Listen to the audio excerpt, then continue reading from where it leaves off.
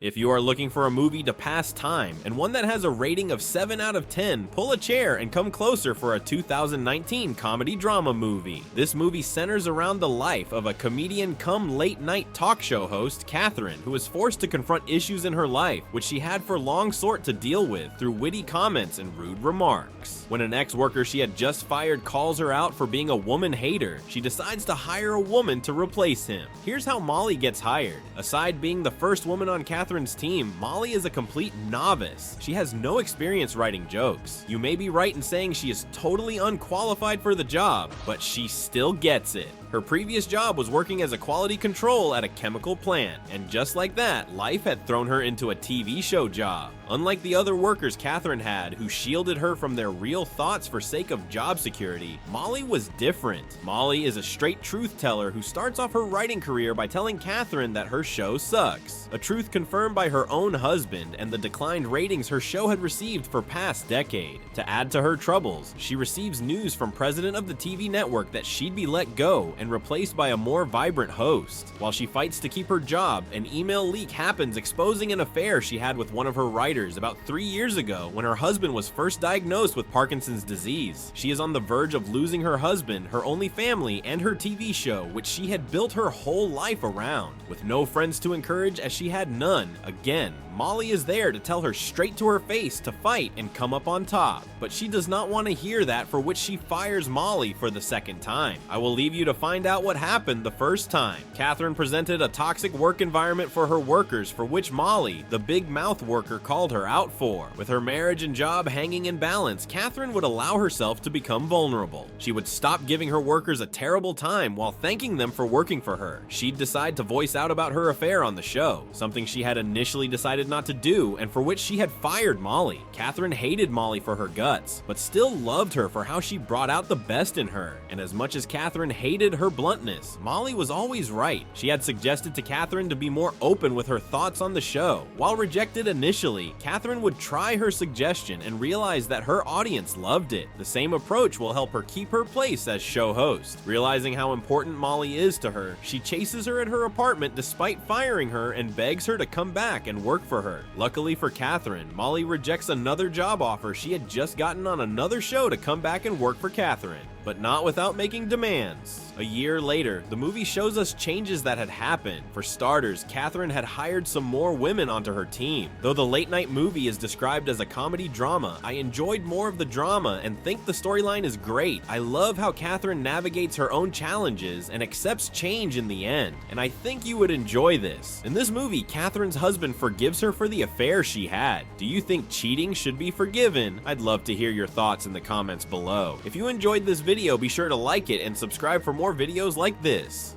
See you in the next one.